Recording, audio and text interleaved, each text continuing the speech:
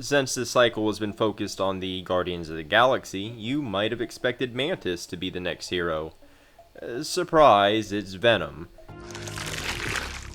We are Venom. He's a bit of an odd choice for a couple of reasons. It's definitely canon to the comics, but I would bet my bottom dollar that when most people think of Venom, they picture Eddie Brock's version. Second, we already had a weaponry-focused character this very cycle, and Venom steps on Rocket's furry toes. God, you're making me beat up grass! Either way, Venom is an interesting hero to play. Venom is another jack-of-all-trades, master of quite a few things character. His kit allows him to tackle a bit of everything, making Venom a very versatile hero. His multi-gun is the star of the show. It's able to handle threat, deal damage, or ping multiple minions at once. Grasping Tendrils is likely the most powerful defensive card in the game. It not only cancels an attack, but can also stun the villain. Savage Attack does a nice chunk of damage with overkill potential, while behind enemy lines can remove threat and confuse the villain all at once. The interesting thing about him is how his playstyle incorporates several layers of mechanics rather than focusing on a single trick. Venom is of course weapon focused. His alter ego, Flash Thompson, means you're always going to start the game with one. But he also has 3 different cards that have additional effects if you pay for them using a specific resource. Grasping Tendrils, Savage Attack, and Behind Enemy Lines all have additional effects if you pay for them using specific resources. This means you have to put extra thought into deck building with Venom so you can take full advantage of his abilities. That's probably for the best, because beyond that, Venom is really strong, especially coming off the heels of Drax. His versatility doesn't end there either. Venom can heal very quickly with the help of Project Rebirth 2.0. I also found that since Venom can control the situation easier than other heroes, flipping to alter ego with him was a safer tactic than with most. Venom straight up hijacks Spider-Man's core ability with a 2-cost upgrade. He can get a specific weapon with lock and load, and he can boost his basic powers with his pistols.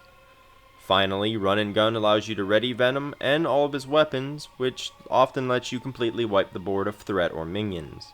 Then there is Venom's core ability. He can take 1 damage to generate a wild resource. Do I need to say anything about how completely bonkers strong that is?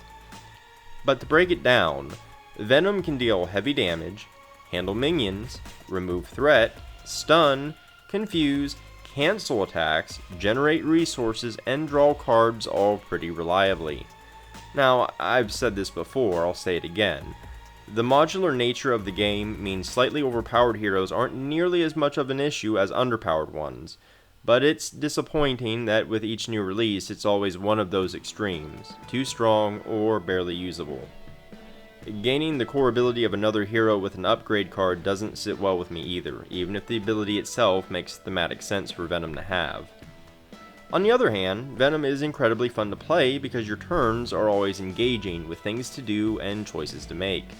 His ability to cover several roles makes him a strong solo pick and a boon to any team game. Venom also fits comfortably into any aspect, and there's actually a ton of ways you can build him. I had a Justice deck that didn't include any yellow cards that had the words Remove Threat, and it was a blast. I had an Aggression deck that completely broke against Ultron by combining Hall of Heroes, Bring It On, and Venom's multi-gun on Ultron's drones. Every couple of turns, I had half my deck in my hand. Playing a Reactive Protection deck works great on Venom since he can use his resource generation ability once per phase, and leadership is, well, leadership. Allies are strong on any hero. In the end, Venom fulfills the most important requirement of any new hero, being fun to play. There's nothing worse than a shiny new hero that feels like a bit of a turd. A turd in the wind. The cards outside of Venom's kit pretty much make the pack a must-have, and features very few reprints compared to the other heroes released in the Guardian cycle, the main culprit being Resourceful. but I can cut it some slack since it's actually included in Venom's Premade deck. I'm not sold on Scare Tactic yet. A conditional 3 damage card is iffy. I'd feel better if it was a 0 cost card like Turn the Tide. Sonic Rifle is amazing, however. On-demand confusion is insanely strong. Making an entrance grants the Justice aspect a bit of healing, which is great because Justice has been in dire need of more diversity. Jack Flag is an exceptionally powerful ally, especially if you can manage to boost his hit points and take advantage of his ammo counters. Star-Lord is a basic card like the other Guardians, and that's great. A 2-drop, well-rounded ally with ranged is great value if you can risk an extra encounter card. Side Holster can have many applications for several heroes, and it will probably give fans of a loudmouth gun-toting raccoon a red rocket. Plasma Pistol may not be flashy, but having pinch damage on demand shouldn't be underestimated. It's a great toughness breaker. Fusillade is another strong damage dealer that plays off of weapon cards. Thor decks are getting a lot of love this cycle. Welcome Aboard makes getting Guardians on the field even easier, and Shake It Off is just fantastic. Toughness is great. I am just sad that it's limited to Guardians, however. Crew Quarters is a bit iffy, but I actually found pretty great success including 1 copy and a few decks. For a lot of heroes, flipping to Alter Ego sets you back. Being able to get the most out of the switch can help you maintain your tempo. Overall, Venom's Hero Pack brings a nice batch of really great cards that leaves me with very little to complain about. I don't like to complain, so I see this as an absolute win. Venom's Nemesis Set has to be one of my favorites, simply because it works in such a unique way that's also totally thematic. If you pull Shadows of the Past, you are contending with not 1, but 4 Nemesis minions. Each enraged symbiote may be squishy alone, but dealing with 4 at once has the potential to end the game, especially since the side-screen Clintar Frenzy has a hazard symbol, and can't even be dealt with while any of the symbiotes are still on the field. The issue with the Nemesis set is that it's kind of a coin flip on whether or not it's going to make you pee your pants, or if you're just going to laugh at it. I pulled it several times when I had Multi-Gun in play and a run-and gun in my hand, which makes the entire set as threatening as a fruit fly. You can wipe the whole thing out in 1 turn with that combo. Other times, I straight up lost because I pulled it too early and didn't have the multi-gun out yet. As much as I enjoyed the set's design, it does kind of feel paradoxical to what a Nemesis set should be. Nemesis sets should counter the hero. Venom is literally tailor-made to counter the Nemesis set almost perfectly. It can be threatening if you're caught with your pants down, but so is anything else.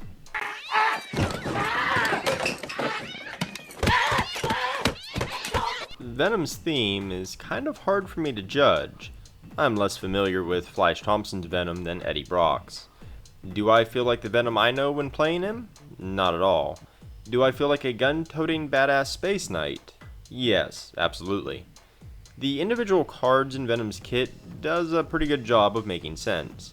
A symbiotic bond with an alien parasite has some give and take, so Venom's resource generation ability is spot on. Messing stuff up behind enemy lines can definitely confuse a mastermind, while cards like Savage Attack, Run and Gun, and Grasping Tendrils are straightforward thematically. Guns go boom, so the multi-gun mostly works out, though I'm not sure how it can interfere in a villain's plans to remove threat. The aspect cards tend to be hit and miss when it comes to theme, but the ones included in Venom's pack are actually pretty solid. Making an entrance provides an ego boost. Working with Star-Lord is risky with his recklessness, and a sonic rifle is disorienting as hell. Fusillade does what it says on the tin, and while I dislike generic concepts like Shake It Off, it makes sense in the context of the card granting toughness. Outside of my tiny nitpick with Multi-Gun, I have no thematic complaints, and I think that's the first time that's ever happened.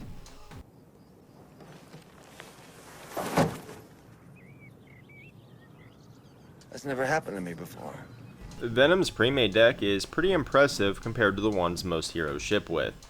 There is some oversaturation of specific cards, where the deck includes 3 copies of something I'd probably run less of. But the alternative is not getting a full set with these packs, and that is not a road we want to walk down.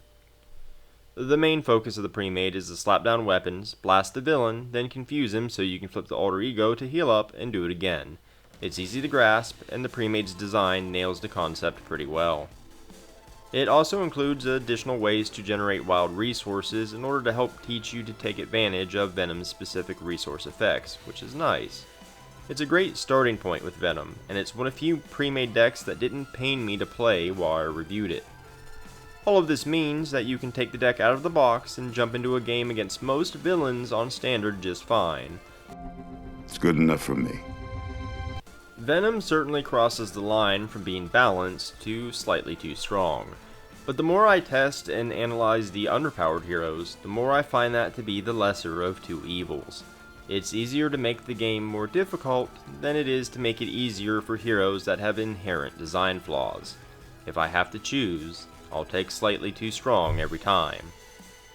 Most importantly, Venom is fun to play and build around. His core ability and multi-role kit grant you a lot of freedom to make decks that probably wouldn't work on another hero. The pack itself is full of great new cards, the theme is pretty spot on, and the Nemesis set, while flawed, is unique. He may not be the Venom I know best, but you know what? At least it's not Topher Grace. Ooh, my spider sense is tingling. If you know what I'm talking about. To recap, the pros. A multi-layered hero that's engaging to play. Venom can fit into any aspect, and deck building for him is interesting. The pack is thematically solid. Almost every new card is a great addition to the pool. The Nemesis set is unique and interesting. The new Justice cards help diversify the aspect, and the Premade deck is impressive. The cons. Venom is slightly overpowered with no real weakness.